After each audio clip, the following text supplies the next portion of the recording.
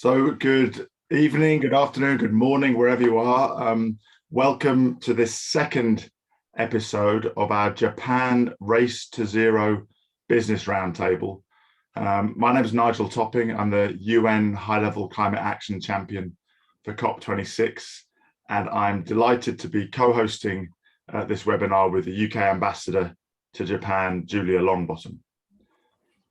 We had a very successful first roundtable in April this year, and this virtual roundtable 2 will focus on recent developments in the power generation and automotive sectors, where Japanese companies are stepping forward with greater purpose than ever before to use their innovative capacity to drive the race to zero.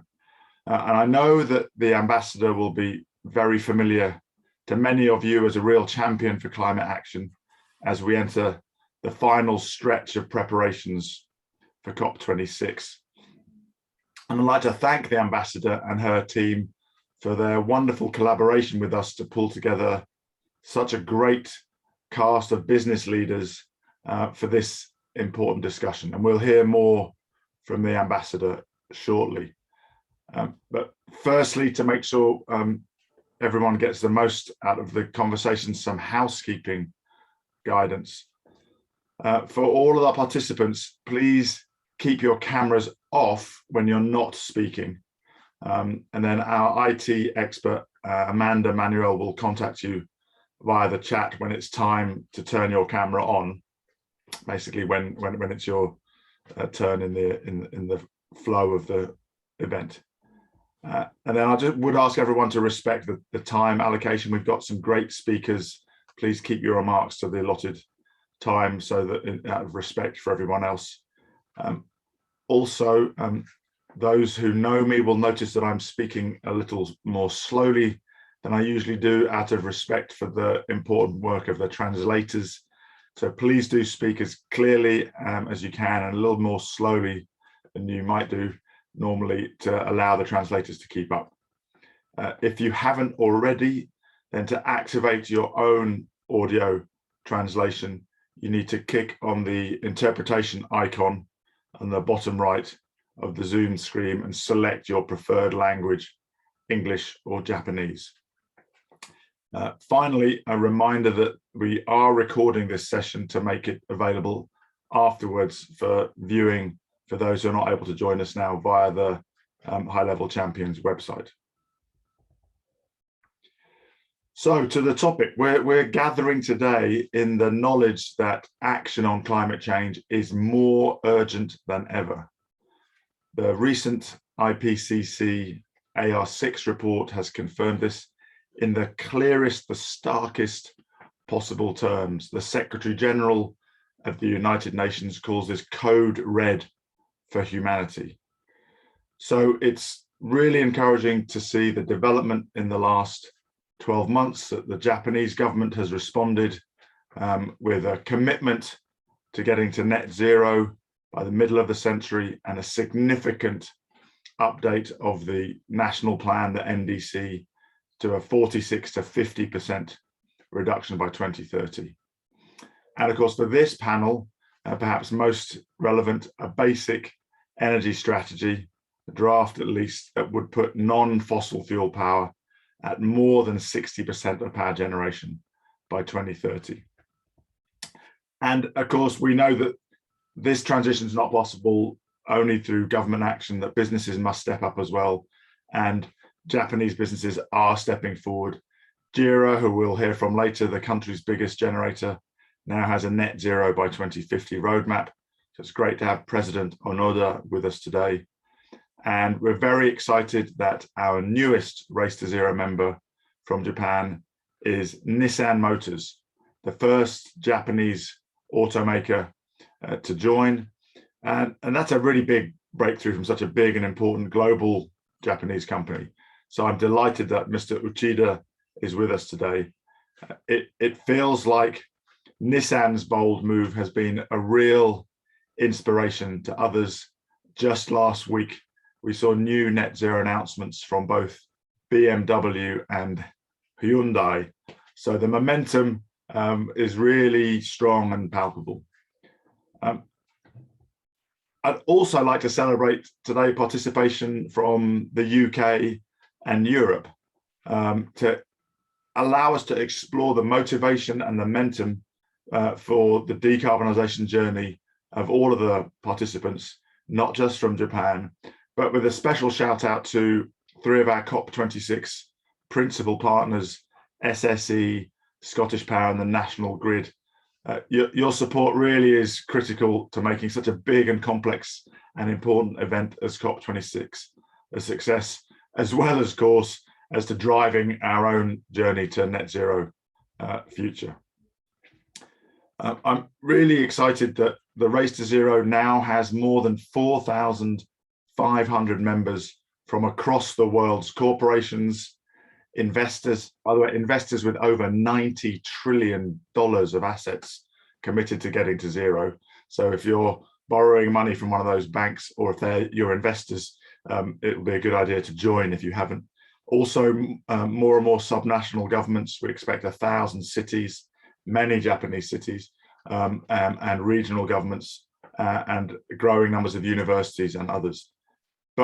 So we're in a final push over the next 8 weeks before COP to grow the family of climate champions. And there are still plenty of opportunities in Japan to follow in the footsteps of recent joiners like Nissan, who I mentioned, and Daiwa House, and many others. So with that, let me finish my opening remarks and hand over to Ambassador Longbottom for some short remarks from her. Julia, over to you. Nigel, thank you very much. And thank you, everybody, for joining this business roundtable on such an important topic. Business action on climate change and COP26. Nigel, I'm delighted as the COP26 high-level climate champion that you're leading today's discussion, and I very much welcome your work engaging our important stakeholders in Japan. 本日、日本からご参加いただきました皆様、大変お忙しい中、このラウンドテーブルへのご参加、誠にありがとうございます。本日は英国からのスピーカーもお迎えしていますので、恐れ入りますが、英語で話させていただきます。The UN Climate Conference, COP26, is now less than 2 months away. And in the last few months alone, we've seen why action on this agenda is so important. The IPCC report published last month gave a very stark warning about the impact of climate change and weather conditions here in Japan, as well as elsewhere in the world. And they certainly, the conditions certainly attest to that risk. I'm really saddened by the loss of life caused by torrential rain, flooding, and landslides here in Japan this summer. We need to act now. Action aligned with the goals of the Paris Agreement can help shift the curve on climate change. And businesses play a key part in enabling a clean, green future. Not acting on climate change is an economic risk. Fortunately, action can bring economic benefit and is an opportunity for business. The UK has shown that decarbonisation and economic growth can go hand in hand. Between 1990 and 2019, we reduced our total greenhouse gas emissions by 44%, while growing our economy by 78%. The best performance in the G7. The UK's clean strategy estimated that the low carbon economy could grow by an estimated 11% between 2015 and 2030. That's 4 times faster than the rest of the economy. And it could deliver between 60 billion and 170 billion of export sales of goods and services by 2030. And last year, the Prime Minister set out an ambitious 10-point plan for a green industrial revolution, an innovative and ambitious programme of job creation that will support levelling up and up to 250,000 high-skilled green jobs in the UK by 2030. I'm encouraged by positive Japanese commitments on climate change over the last year, including the Prime Minister's net zero by 2050 announcement, an enhanced 2030 emissions reduction target to 46 to 50%, and the G7 commitment to end overseas coal financing by the end of this year. There's lots to be done to achieve these targets in the UK, in Japan, and throughout the world. The UK and Japan are ideal partners to work on achieving net zero together through sharing our expertise and building partnerships. I'm also very happy to see almost 30 Japanese companies have now joined the COP26 business initiative, Race to Zero. I'd like personally to welcome Nissan as the newest Japanese member and to thank Mr. Uchida, their CEO, for his participation here today. Please do encourage others to sign up to this important campaign. Companies that sign up by the 30th of September will be recognized and celebrated at COP26. We need innovation, the innovation, influence, and energy of the private sector to fight climate change and enable decarbonisation. I hope this roundtable will identify ways that we can work together on this global challenge, speed up the low carbon transition, and call on governments and wider industry partners to do more. Together, we can enable the change that we need to see, to protect and secure our communities, and to benefit from the transition. I'm sorry that today I won't be able to stay for the whole of the roundtable, but I very much look forward to discussing this agenda with all of you further, individually and together in due course. Thank you very much for your participation and engagement today. Thank you so much, Ambassador. I think you've painted the picture of urgency and opportunity really nicely. And of course, the interesting thing now is there is a huge opportunity, and there isn't really a choice of not to change, right? We know that the latest report from Swiss Re says that if we don't change the trajectory to get in line with the Paris Agreement, then by 2050, the world economy will be 18% smaller. I mean, it's a staggering difference. And that's just an economic fact. And then, as you've very accurately pointed to, there's human suffering and human loss that we're seeing all around the world at the moment. So thank you so much. Let me move on now then to our first panel, which is really going to dig deep into the energy transition in the power sector. Our first speaker is the CEO of SSE, Alistair Phillips-Davies. They have a lovely motto, net zero power without breaking the bank, which I think talks to the need for careful stewardship of the transition. It might be inevitable, it might be necessary, but it doesn't mean it's easy. So Alistair, I'd love for you to give us a flavour of maybe a little bit of the kind of intellectual journey you've been on as a leader in the power sector. What were the key drivers for your strategic decision to decarbonise, to join the race to zero? And in particular, given the centrality of the issue of winding down coal burning in this journey, tell us a little bit about at what point you made the decision to phase out coal power as a key part of your overall plans. You're mute, Alistair.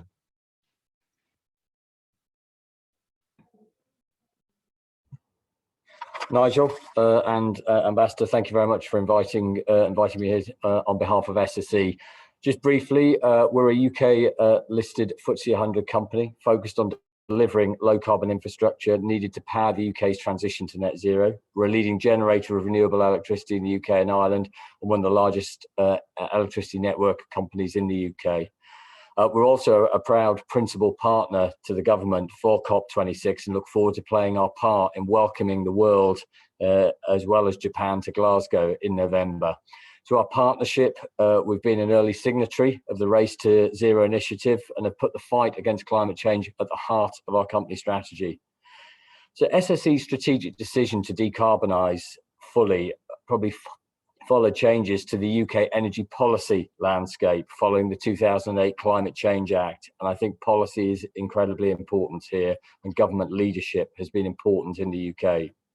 These reforms have seen the UK decarbonise its power sector faster than any other developed economy, and the UK is a leading example of success in this area.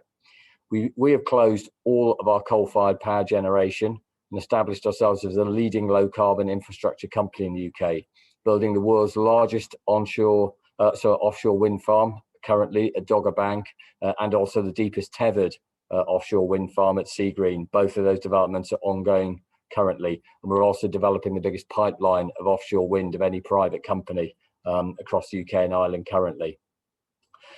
We recently co-authored a report, Hindsight is a 2050 Vision, which was co-authored with KPMG. It examines the lessons from the UK's experience in decarbonising the power sector and derives key principles which can be applied in other countries to help accelerate their net zero journeys. That's something that we've shared with the government and are looking to continue to promote with yourselves and the UK government. I think this particularly shows the UK's success in establishing itself as a world leader in offshore wind.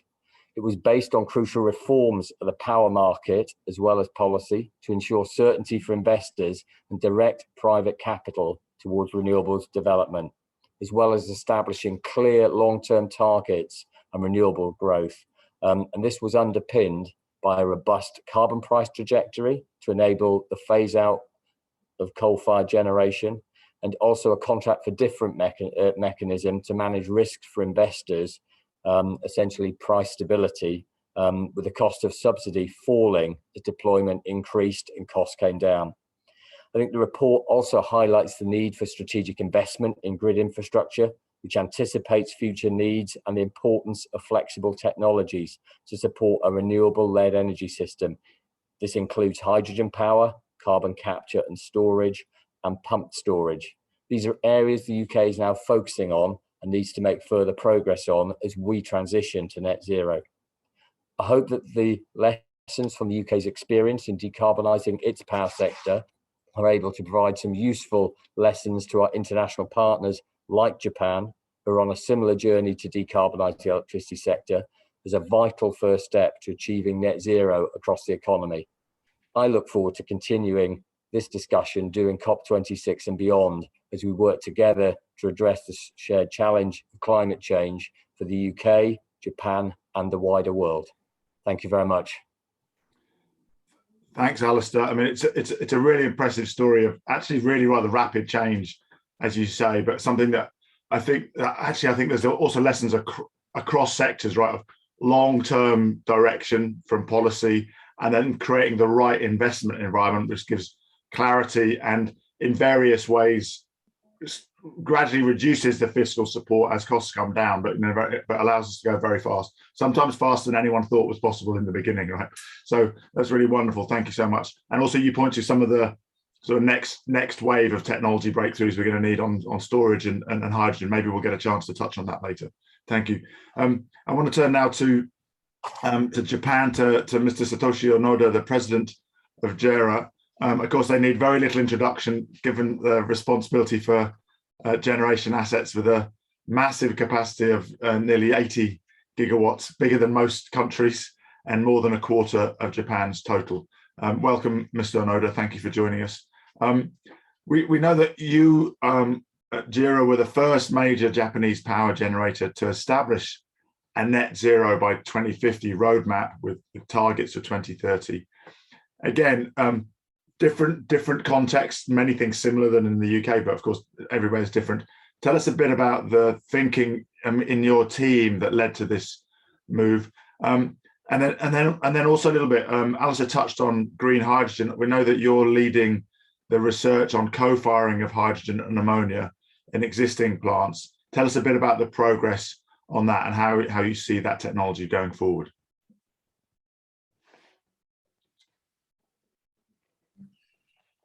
はい、小野田でございます。今日はですね、この大使この場にお招きいただきまして本当にありがとうございます。まず最初に私どもの簡単なご紹介からさせていただきます。当社はですね、東京電力と中部電力の燃料火力部門を統合した会社でありまして、世界のエネルギー問題に最先端のソリューションを提供することをミッションとして掲げております。このように世界のエネルギー問題を解決していくグローバル企業であるということでありまして、地球温暖化問題への対応を最重要課題と考えております。持続可能な社会の実現に向けて、昨年10月に2050年の目指すべき姿として、JERA ゼロエミッション2050を公表しております。その実現に向けてのアプローチを3つご説明しております。1つ目はですね、再エネとゼロエミッション火力の相互補完であります。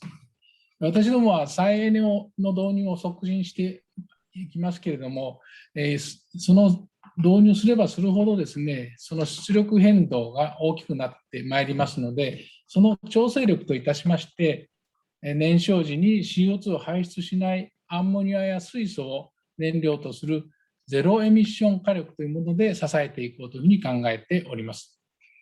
それから2つ目ですけれども、これが国、地域ごとに最適なロードマップを策定していくというものであります。国や地域によりまして導入可能な再エネの種類とか、国をつなぐ送電網、パイプライン、こういうものがあるとかないとかっていう環境が全く異なっておりますので、それぞれの国、地域単位でステークホルダーの皆さんと共に最適なロードマップを策定してまいります。それに先立ってまず日本版のロードマップを示しまして、他の国や地域にも順次展開していきたいと考えております。3つ目がですね、スマートトランジションです。これはいろいろな施策を導入していくっていう段階におきまして、イノベーションによって利用可能となった信頼のおける技術を組み合わせる。これで実現していこう。このことによってですね、非常に低い技術リスクで円滑にグリーン社会へ移行していくことができると考えております。これらの3つのアプローチは、小資源であり、資源が少ない、そして海洋国家である、この日本におきまして、どうやったら現実的かつ経済合理的に脱炭素を実現できるかと、こういうテーマでもって、私ども経営代で何度も議論を重ねまして、このような整理に至っているところであります。特に2つ目のですね、国地域ごとに最適なロードマップを策定することが重要なポイントだというふうに考えております。特にアジア、ASEAN 諸国におきましては、経済成長がとても著しい国々が多いです。で、この国がこの経済成長と脱炭素を両立させていくためには、再エネを導入していくことに合わせまして、トランジションとしてのガスの利用やゼロエミッション火力の活用が有効であるというふうに考えているところです。そのために地域ごとの最適なロードマップの策定が求められているのではないかというふうに認識しているところであります。一方で、ヨーロッパのことをちょっと触れさせていただきますと、ヨーロッパはですね、強い偏西風とか広い大陸棚がある。そして、洋上風力が、設置しやすいという、さらには強い系統、結びつきがあるということでありまして、再エネをベースにした施策を展開しやすいということで、アジアとは少し違う状況があるのかなというふうに思っております。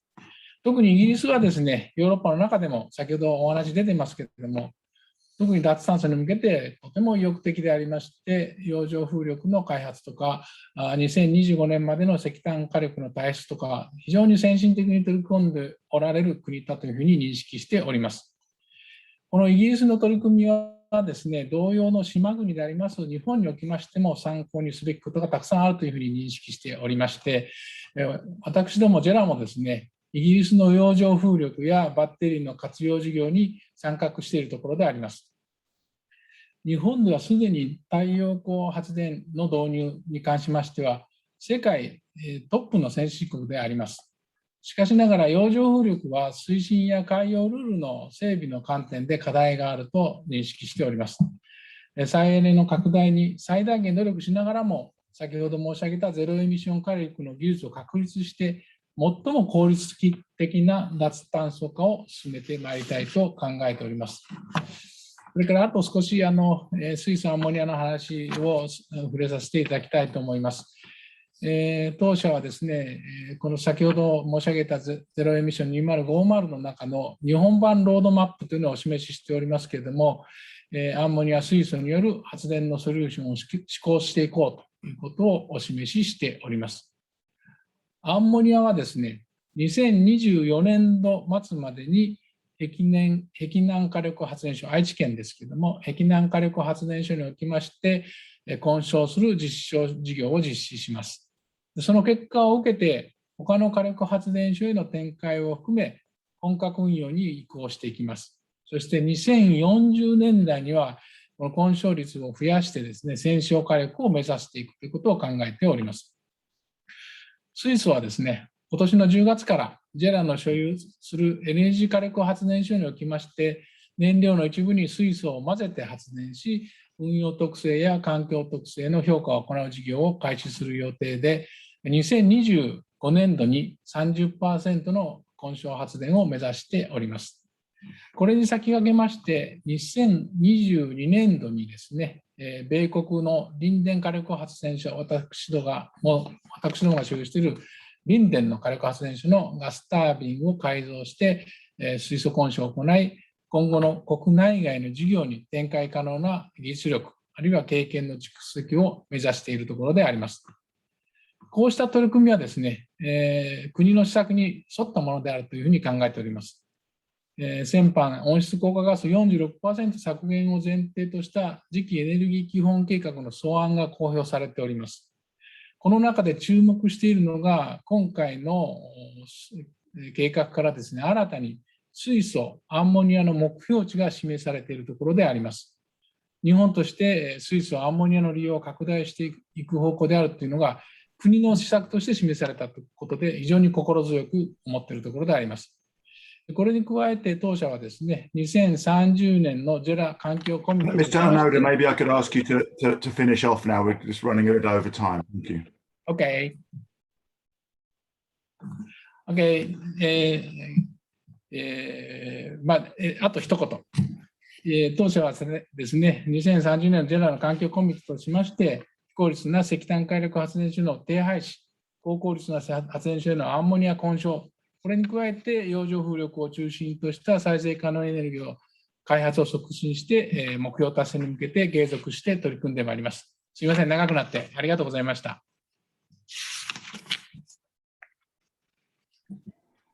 Thank you so much, Mr. Onoda. I think really interesting. I think your point about the need for country-specific roadmaps, but also very interesting to hear about just how aggressively you're pursuing green hydrogen and green ammonia. So let's go to back to the UK now, to Lindsay McQuaid, the CEO of Scottish Power Renewables.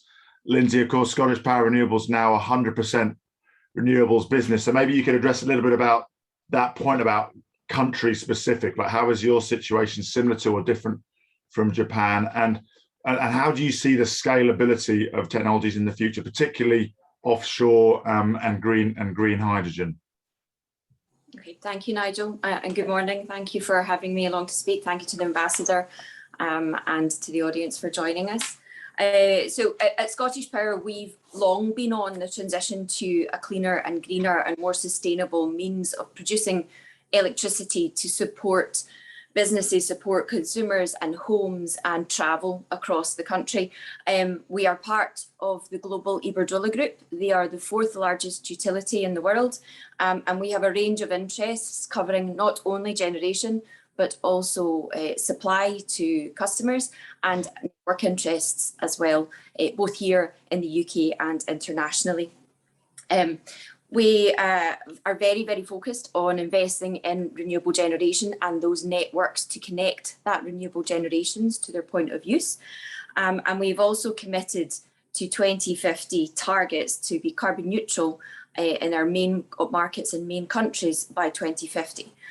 So very important that we create the means of achieving those targets now that we have set them. And just like Japan, obviously, the UK has set a number of targets to achieve net zero and enable the policy mechanisms to get there. And in Scotland, they've gone slightly further, saying that they'll do that by 2045. And I think it's important to understand how we will do that. And it is really all about mass electrification, particularly extending out to transport and heating, which will be the more difficult to get to parts of it. A shift away entirely from fossil fuels, and more renewable generation, including large-scale offshore wind, onshore wind, complemented by solar PV, and also storage, as has been mentioned this morning. The UK has made great strides over the last 2 decades, and we've grown massively to have around 37% of our electricity generation now coming from renewable sources. And we've done that by really following a good strategy, which again, we've done within Scottish Power around investment, innovation, both in technology and markets, and also effective collaboration, both with industry and the communities that we work with. As Nigel mentioned, in 2018, Scottish Power became the UK's first 100% green, vertically integrated electricity company in the UK. We've moved entirely away from coal and from gas generation, and 100% of our generation now comes from renewables, and that's across 40 operational wind farms with over 2.8 gigawatts of installed capacity. And with that investment, we've brought huge economic opportunity to both the UK and to Scotland, supporting supply chains and jobs all across the country. Investing in our networks as well as renewable generation is going to be critical if we are to decarbonise transport and heating systems, and also sustain those jobs as we work towards 2045 and 2050. Central to that is the role that wind generation will play, and the onshore wind sector in the UK really served as the base plate for offshore wind then to follow, and we have seen huge growth in both technologies over recent periods. And with targets set for offshore wind of 40 gigawatts by 2030, that's going to continue to grow. With long-term trends also continuing, with consumers looking to electrify their modes of transport as well as their heating systems in their home, those complementary demand push or demand pull and supply push elements will come together. And at Scottish Power, we have an ambitious plan to invest some £10 billion between now and 2025 to enable that transition.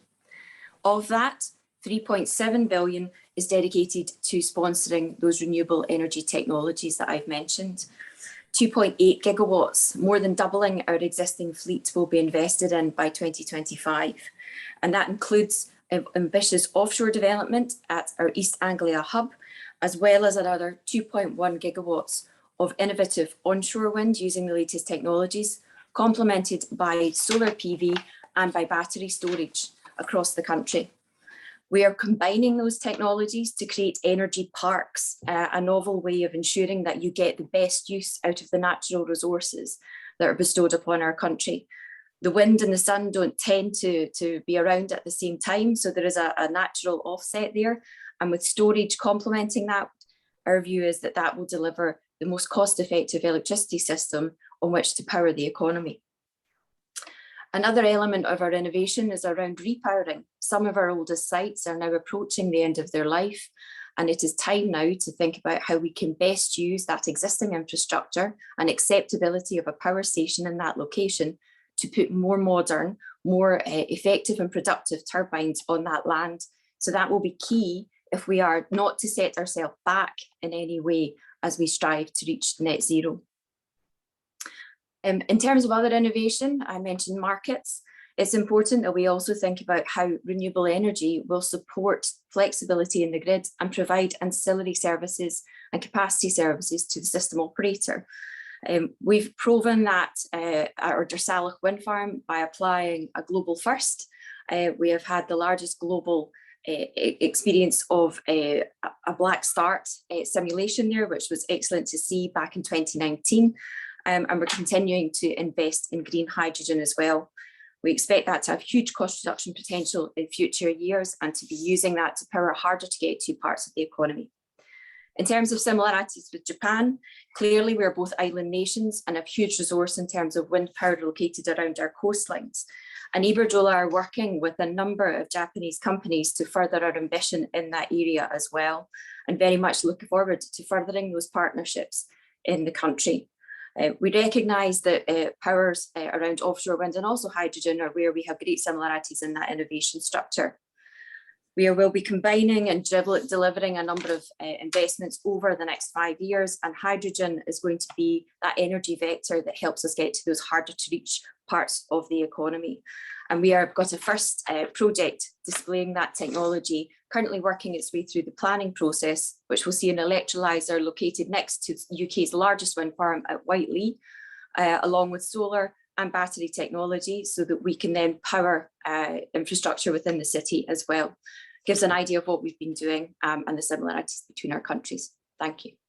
Wonderful, thank you, Lindsay. I think this idea of an energy park that you've just sort of illustrated at the end there with real investment and innovation is a really exciting one. Also, I think you illustrate really powerfully what Gonzalo Munoz and I often refer to as the ambition loop, the way that the clarity and the boldness of your own investments make it easier for governments in turn to be bolder. So that new 40 gigawatt target for the government is only possible because of the progress that business has made, and that, you know, long may that ratchet continue. Thank you so much. Let me turn back now, back to Japan, to Mr. Kazimuchi Matsumoto from Kyushu Electric Power. Mr. Matsumoto, couple of questions for you. We're hearing about this rapid transition to net zero. Tell us a bit about how you foresee your energy mix evolving in 2030 in the context of the developments in the basic energy strategy.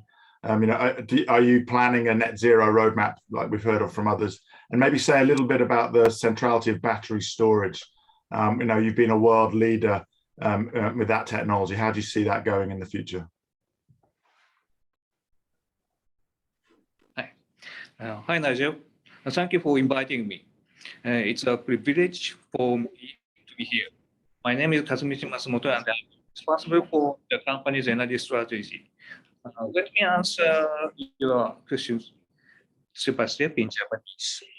これから日本語で話します。まずはじめに我々九州電力についてです。スライドを移します。私たち九州電力グループは発電と小売と送電事業を営んでいる垂直統合型の会社です。主な事業エリアは九州で需要活動が約800万件、販売電力量が800キロワットありまして、日本の約 10% を占めています。九州電力グループは、原子力と再エネに強みを持っており、発電電力量キロワットアワーにおけるゼロエミッション電源の比率がすでに6割ありまして、この点で我々は日本におけるリーディングカンパニーであり、国のエネルギー基本計画の案で示された2030年のゼロエミッションの目標をすでに実現しております。原子力については、福島の事故以後、我々が日本で初めて、再稼働を果たして、現在4基の原子力発電所を運転しています。再エネについては九州エリアにおいて我々は太陽光、それから風力のグリッド接続量を10年間で約11倍に伸ばしています。また地熱発電所についてましては、当社は日本の地熱発電所の設備容量の4割を保有しています。これらの取り組みで我々は2019年に CO2 排出量を2013年度に比べ半減しているところです。次に我々のカーボンニュートラルのポリシーについて簡単にいきますと、今年4月に九州電力グループはカーボンニュートラルビジョン2050を発表しました。カーボンニュートラル実現に向けて我々は電源側では第一に再エネの主力電源化、第二に原子力の最大活用によりゼロエミッションの電源比率を拡大していきます。それらに加え、火力発電では水素、アンモニアの活用など、オプションを検討しております。さて、ナイジェルさんに質問いただいた2030年の当社の電源構成についてです。2030年については、設備容量、つまり、キロワットでは約半分がゼロエミ電源となるというふうに考えております。まず再エネ導入の拡大、それから原子力の最大活用ですね。これを図ります。最も原子力の維持にはライセンスの更新が必要であって、今後評価を行う予定です。次に発電電力量、すなわちキロワットアワーにおいては、蓄電池の導入規模や火力発電に関わる政策によって変わってくるので、簡単には数値を言えませんが、個人的な考えを申し上げますと、2030年のゼロエミ電源の比率は現在の 60% を大きく超えて 70% 程度に増加するというふうに考えています。また、カーボンニュートラルを進めるには、電源側だけではなく、需要側の対策も非常に重要です。このため、我々はあらゆる分野での電化を進めることにしております。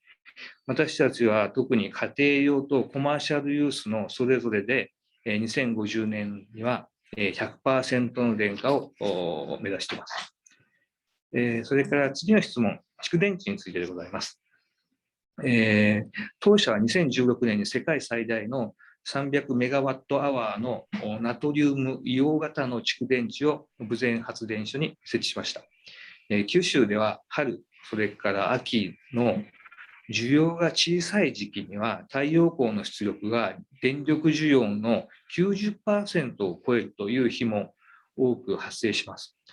そういうわけで、需給運用に非常に苦労していますが、この豊前の蓄電池は、この運用に大きく貢献しています。さらなる、再エネを拡大するためには、蓄電池や揚水の活用が不可欠なんですが、豊前電池の運用データ知見を生かしていきたいと思っています。ただ、さらなる蓄電池の普及にはコストが高いので、政策的支援が不可欠になります。最後に原子力についてコメントします。我々は再エネの主力電源化を目指しますが、日本での太陽光の出力の不安定さ、それから風力の設備利用率の低さ、この2つを考えると、ゼロエミッション電源としては原子力が安定供給面とコスト面から不可欠だと考えます。レーストゥゼロキャンペーンにおいて再エネだけではなく原子力、それからゼロカーボン化された火力というものが脱炭素、ゼロカーボンに向けて非常に有用であるということを積極的に示していただけないかと思います。そうすると我々も参加しやすいです。そして投資家にも響くものだと思っています。I would like to conclude with my answers and a few remarks on Qden's carbon neutral policy.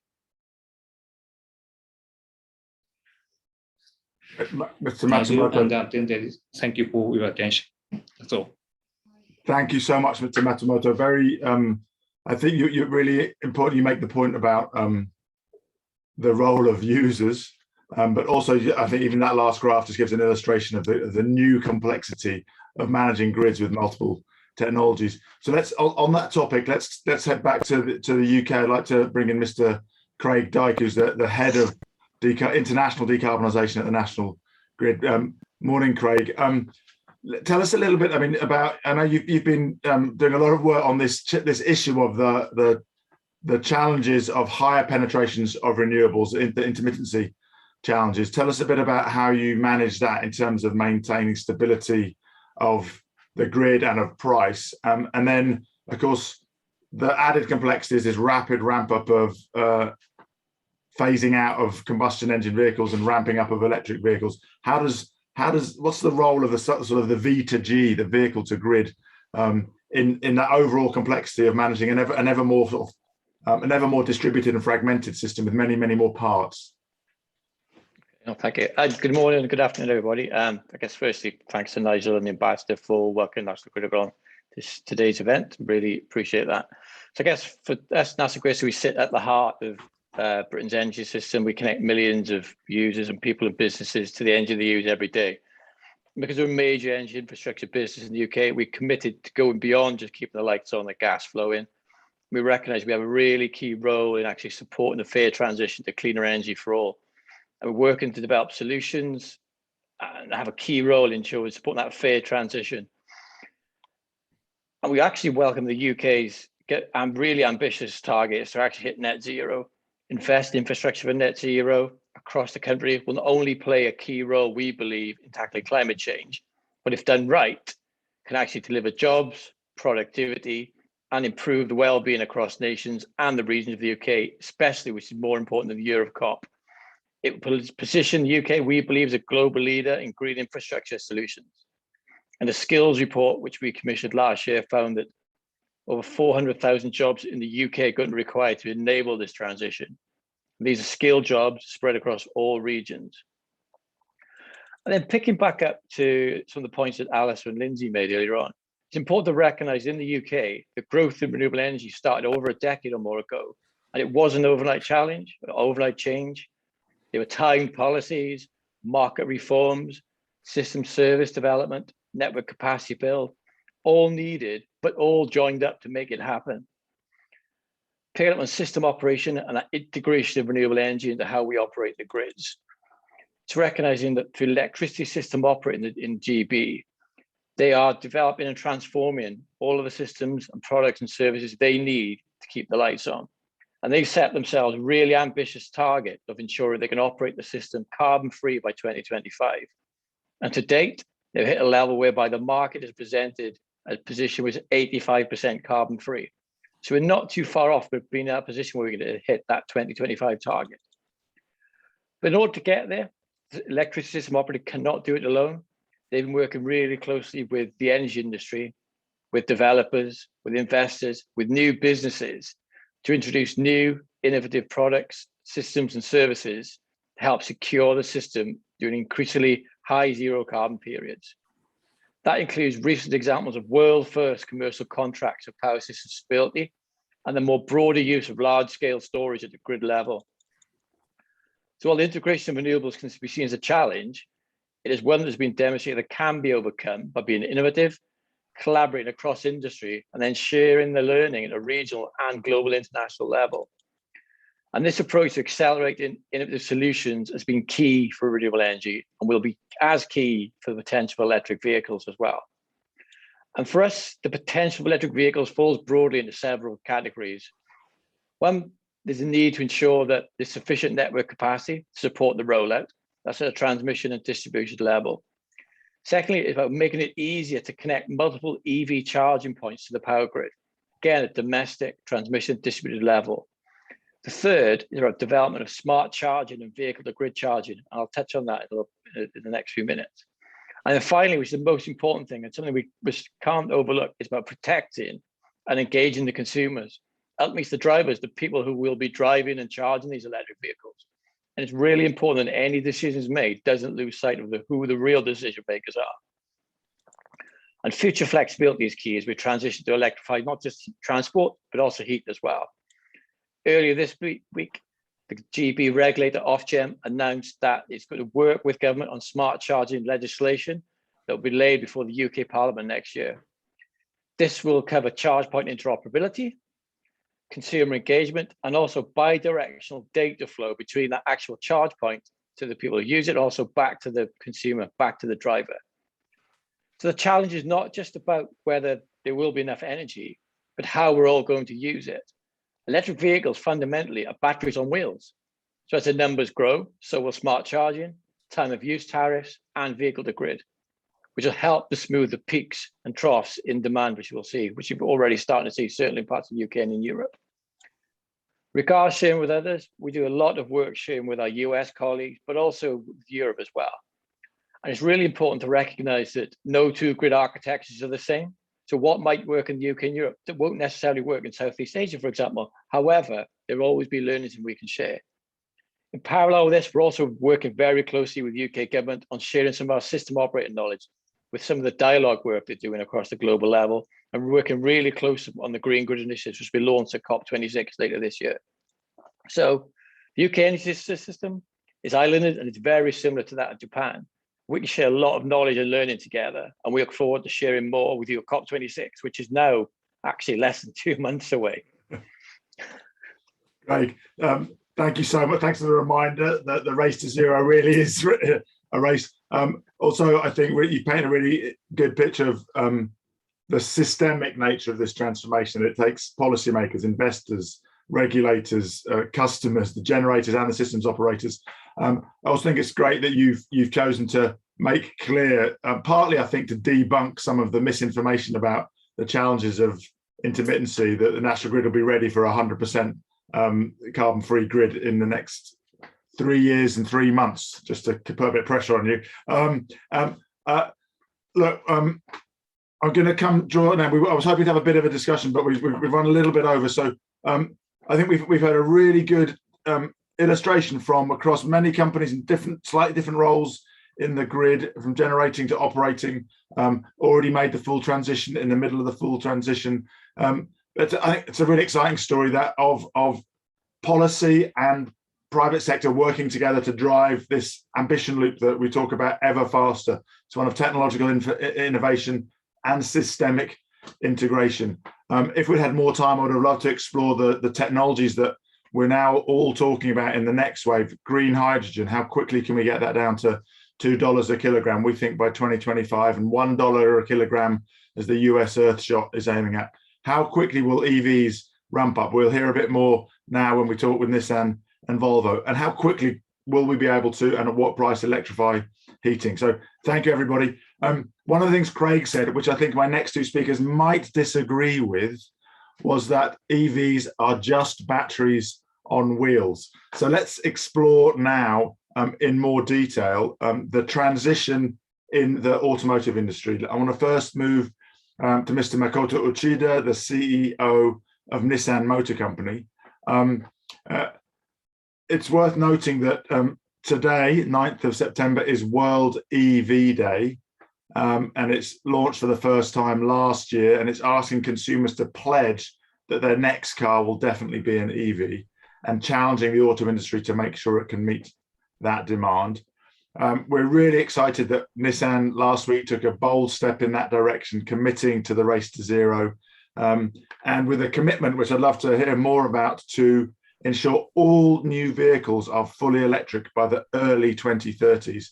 And that very much ties up with our view in the race to zero that we need to get to 100% electric vehicles and cars at least by 2035. So I guess early 30s means between 2030 and 35. So Mr. Uchida, it's an honor to have you with us.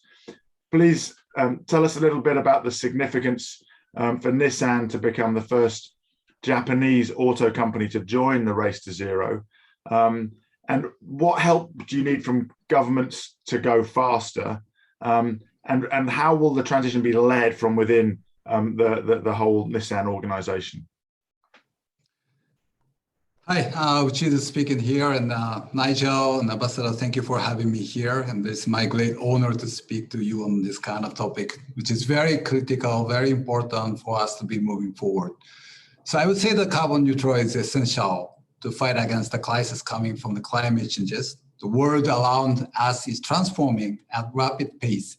And as industry and a company, we need to focus on a key priority that include managing carbon emissions, converting to renewable energy, and focusing on the circular economy to reduce raw material usage.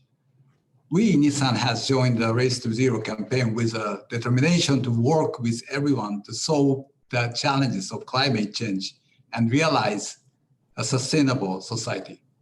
The Science-Based Target Commitment affirms Nissan's pledge to achieve carbon neutrality across our operations and the life cycle of our product by 2050.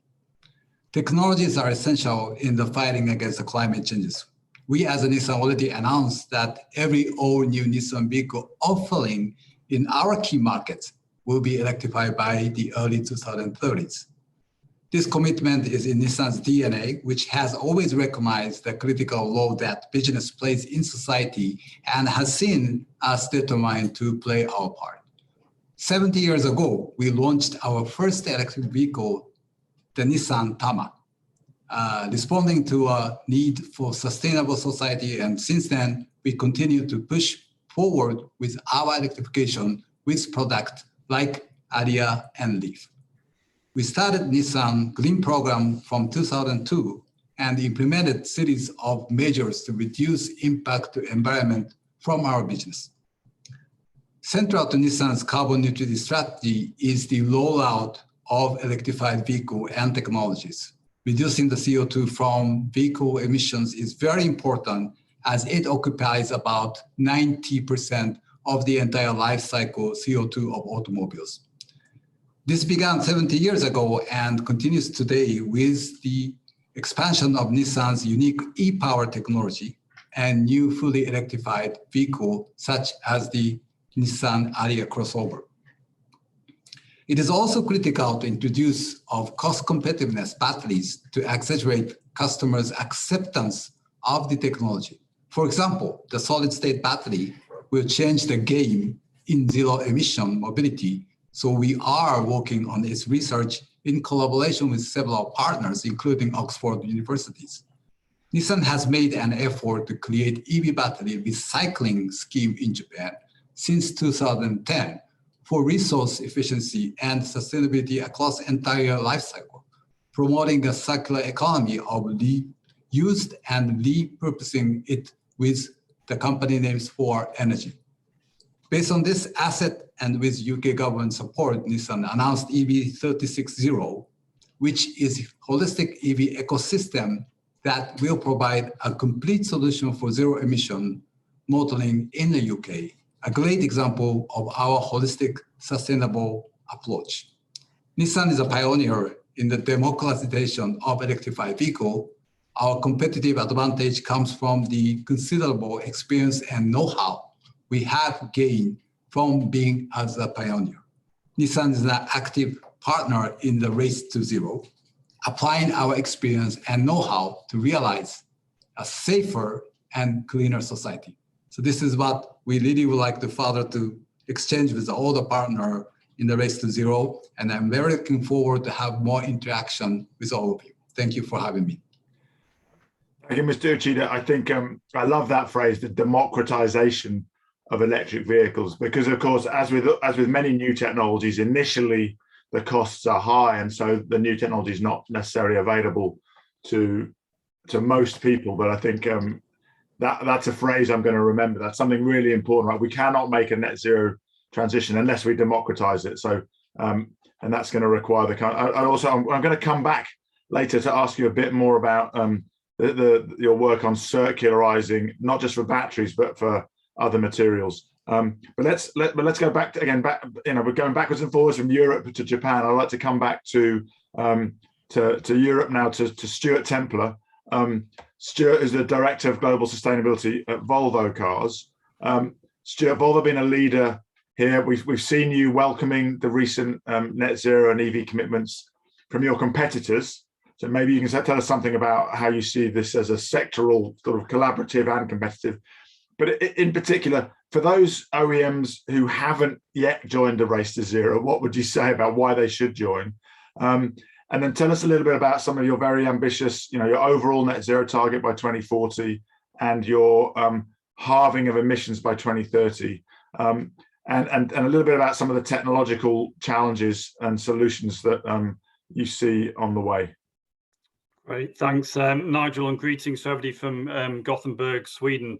First of all, thanks very much again for inviting us to this important dialogue.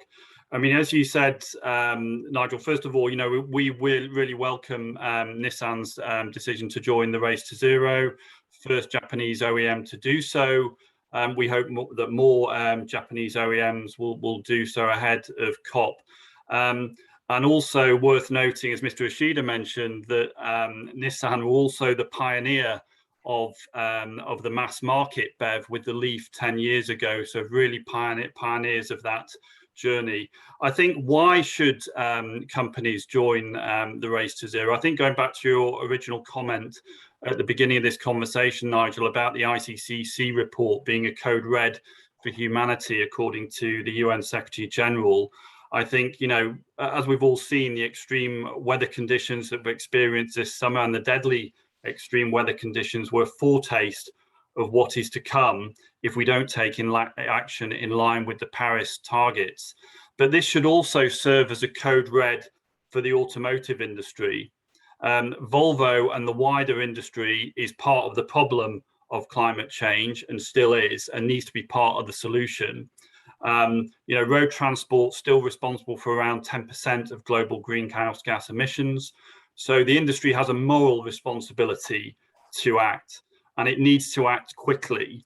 There's no time for further delay in fully electrifying fleets, no time for further delay in reducing emissions across the value chain, and there's certainly no time to oppose science-based deadlines for the end of ICE sales. So joining the Race to Zero is itself an important public commitment by your company to decarbonize, but a commitment is not enough. Putting the logo on your website is not enough. You need action too, and at pace.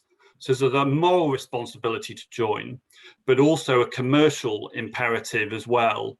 In short, this transition to ZEVs, to zero emission vehicles and decarbonisation makes business sense. And we at Volvo are seeing this already. We had record first half year results for 2021 in terms of both profitability and sales. And this was driven by strong demand for our electrified products. Our electrified range of vehicles account now for over 25% of our global sales, and nearly 50% in Europe alone. And you can see this trend overall through the whole industry. Last year, which hit the industry pretty hard because of Corona, while overall global sales dropped, sales of EVs increased. So it's fair to say, I think, whereas our industry has traditionally been regulated to reduce its carbon impact, consumer demand is now helping drive the Z transition and wider decarbonisation. And you can see this through the increasing number of ZEV targets from major OEMs. Finally, I think joining the Race to Zero and decarbonising is critical to future business resilience and ultimately survival within our industry. The financial community is incredibly focused on sustainable investment, minimising risk. We saw the strength of this demand when we issued our first €500 million green bond, which was focused purely on the development and production of fully electric vehicles. That was oversubscribed 5 times over. So in short, ICE technology will soon be regarded as a stranded asset to many investors, as coal mines and oil wells are already being so. And those who hang on to it will be slowly starved of investment. I think there is a real risk of some in our industry becoming 21st century Kodaks if they don't change quick enough. Your point about your question about sort of our ambitions. I mean, firstly, it's worth making the point that electrification alone is not enough. We're aiming to be a fully electric car company by 2030, reducing emissions across the value chain, and we're happy to lead the way in this transition to zero emission mobility, which is key to reaching net zero by 2050. But electrifying vehicles alone is not the silver bullet to the industry's climate impact. Production of EVs themselves use considerable amounts of carbon, and in the usage phase, if the charging electricity generation is taken into consideration. And we've done a life cycle analysis of our first fully electric vehicle, the XC40 Recharge, which showed that over 200,000 kilometers, total emissions vary between 54 and 27 tons, depending on the energy mix. The equivalent petrol carbon impact for a petrol vehicle is 58 tons. And the production of a BEV has a higher carbon footprint than the petrol version. So we need to identify, the LCA allows us to identify key carbon intensive materials that we need to target, particularly steel, aluminium and battery production. And along with our 2030 targets, we have an interim goal to reduce our life cycle emissions per vehicle by 50% by 25, which includes sizable drops in tailpipe emissions, operational emissions and supply chain emissions. In terms of scope 1 and 2, we have the ambition to have climate neutral manufacturing facilities by 2025. We're making good progress on that. Our global plants are now powered by over 50% climate neutral energy, including nearly 90% climate neutral electricity. Our Torslanda plant here in Gothenburg became our first climate neutral car plant in June. And our 2 Chinese plants in Daqing and Chengdu now run on 100% climate neutral electricity. Scope 3, production of BEVs is obviously critical, to this, and we're aiming to release one new fully electric vehicle over the coming years, and aiming for 50% of our sales to be fully electric by 2025, on the way to 100% by 2030. In terms of supply chain emissions, which will become so important as we actually reduce our tailpipe emissions, we're asking our suppliers to use 100% renewable energy by 2025. So this global shift to renewable energy is critical. And collaboration is key in the race to zero, particularly within the supply chain. So recently we announced two important collaborations to do this. One was with SSAB, the Swedish steel producer, to work with them on their hybrid steel projects to become the first automotive manufacturer to use fossil-free steel in production. The second one was with Northvolt, again a Swedish battery producer, to use 100% renewable electricity in their battery production. And both steel and batteries account for around 25 to 30% each of the emissions of the production of a vehicle.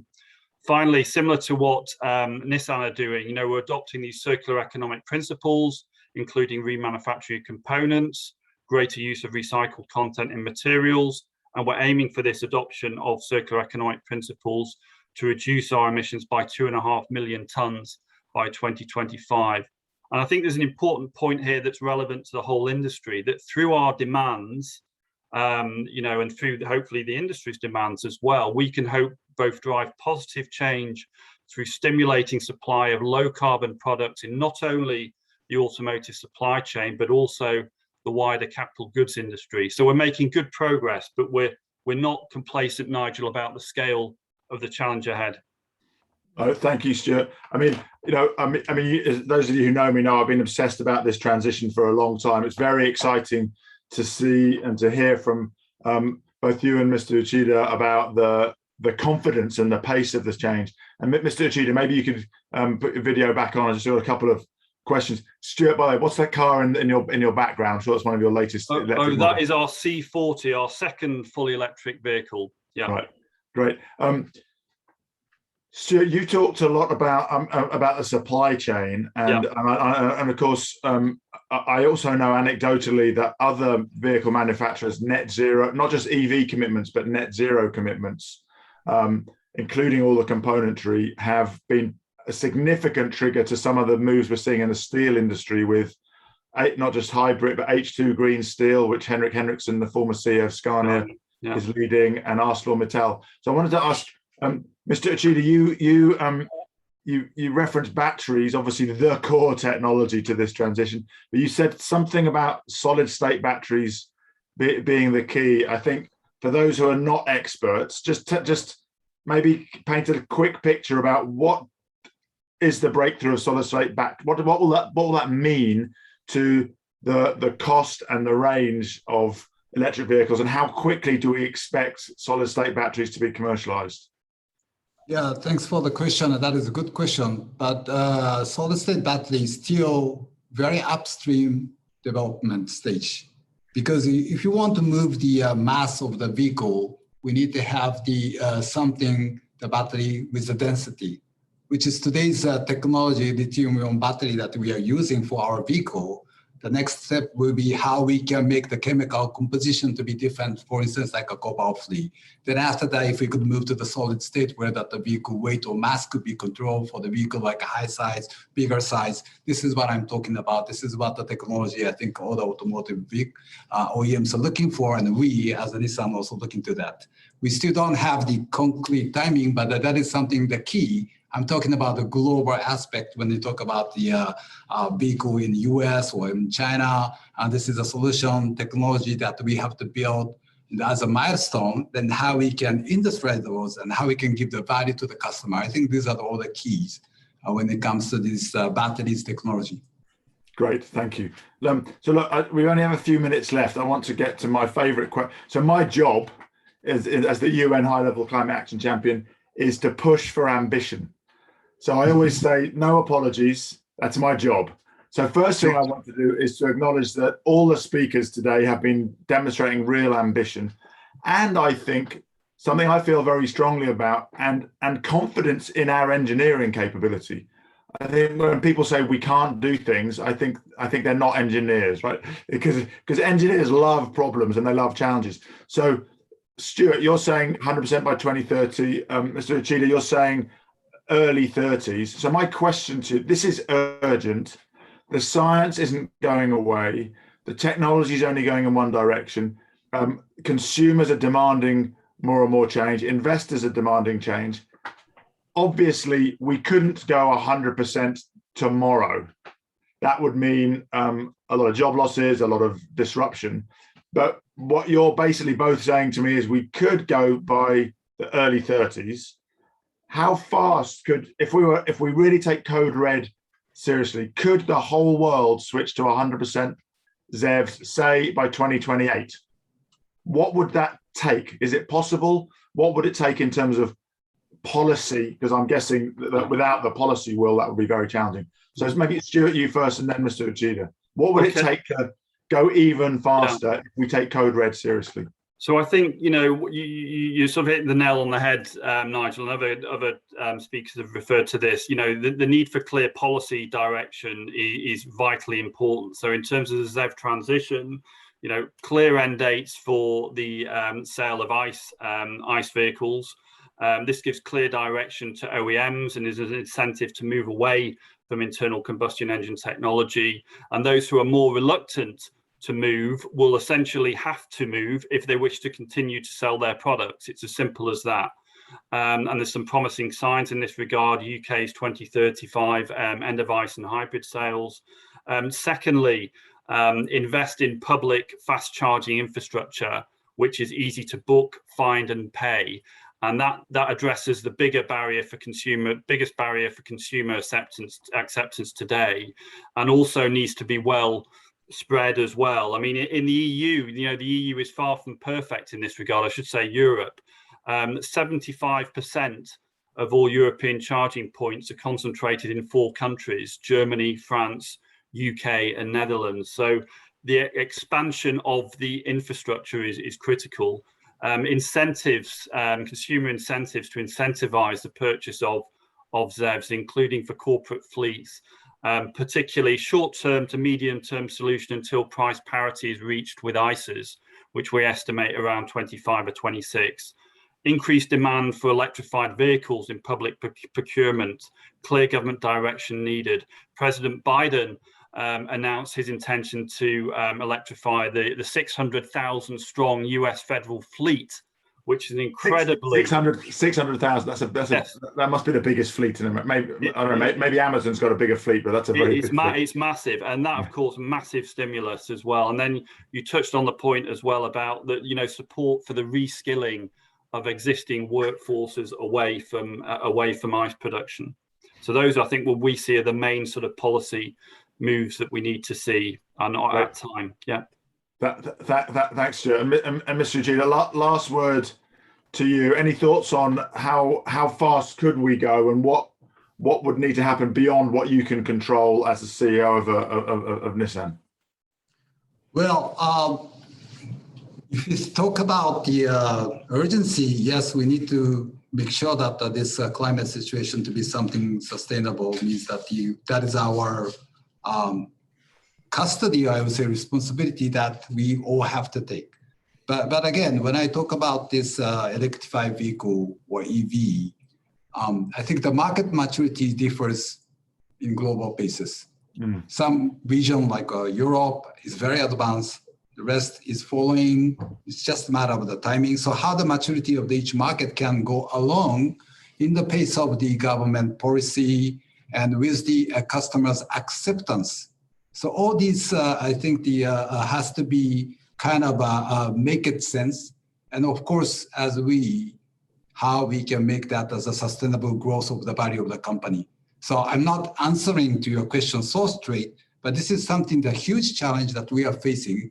And I think we all recognize that. And now how we can make the cooperative situation with the government, ourselves, and other sectors, as we spoke about the energy sectors today, how we can collaborate to make the speed which is relevant in accordance with the needs of the climate changes. I think this is something that we really need to be speak, and that is, I think, one of the purpose we have COP26 in the coming next 2 months. Yeah, no, and I think you've already made a very strong signal by joining the Race to Zero and by talking about your commitment to the early 30s in your key markets. So let me take that as an opportunity to wrap up. One of the things we started with was this conversation about the importance of policy, but not just, and it's not as though everything's waiting for policy. Both your companies are making commitments way beyond policy in many markets. But what we see is that say the UK committing to 2030 phase out of full ICE, and that's a significant signal to the market. But then Nissan and Volvo saying early 30s or 2030 is a significant signal to policymakers. And of course, policymakers, whether in Japan, in China, in the EU, or in the USA, all considering this topic, will look to your commitments, and it de-risks for them, right? If you're all committing to 2030 or early 30s, it makes a 2035 phase-out date a very low policy risk. It's not going to have a big pushback from the industry. So that ambition loop seems to me really crucial, and that's just a simplified illustration of this really complex systemic relationship, Mr. Uchida, as you say. It's the power companies, the grids have to be able to develop as fast as you are, otherwise the customer experience will not be optimal, and then everything will slow down. And it's customers, it's policy, it's grid generators, it's grid operators. And I guess the last point I would say is, for me, the really exciting thing about this whole conversation with the power sector and with the automotive sector is that you are describing the exciting process of exponential change. The targets that all of the in the automotive and the power sector that you were all talking about were not targets that anyone would have thought was possible 5 years ago. And I think this, for me, shows the real power of the private sector in partnership with governments to really tap into the genius of the engineering mind, right? When we set engineers challenges, and these are global challenges, they become exciting engineering and economic competitions, and to the winner the prize will be huge. It's both a moral imperative, but it's become a technically possible transition and a commercial opportunity for those who are in the race to zero and leading it. So I'd like to thank Mr. Uchida and Stuart for their contributions. Thank all of our speakers. And my final comment to any of you who are listening from companies who are not in the race to zero yet, there's still time to demonstrate that you understand the science and that you are committed commercially to playing your part in this exciting engineering-driven disruptive change to the zero carbon future. So with that, I'd like to thank the ambassador and the UK embassy in Japan and all of our speakers for a really fascinating run through this transition to the zero carbon power grid and to the zero carbon mobility future. Thank you, everybody, and goodbye.